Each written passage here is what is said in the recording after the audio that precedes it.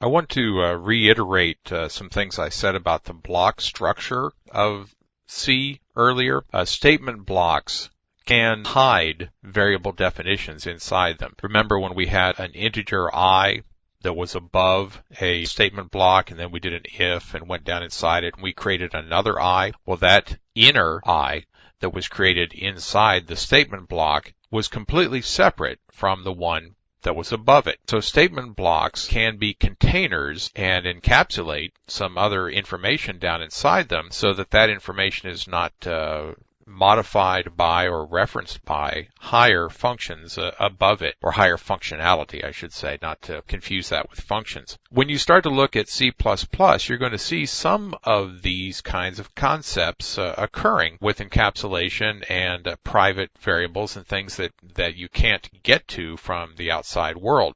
So keep an eye out for that sort of thing. Identically named variables within other functions will be hidden down in there. Now let's take a look at this little piece of code here. Here we have an integer x and an integer y. We know that those are externs because they're declared outside of f of our function, or they're externals. If we needed to declare them someplace else, we would of course use the extern keyword. But here we're defining them as integers x and y, so we don't use the keyword. Now here we have f, which is going to take a double value, a floating point double of x as a parameter passed into it. This x will become a local automatic variable only contained within the function f. It will not be and is not a reference to this integer x out here.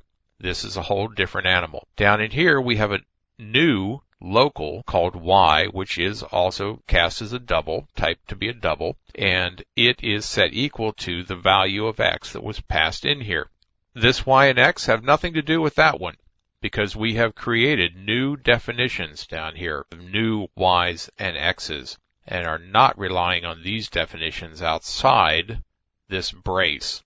That's the door.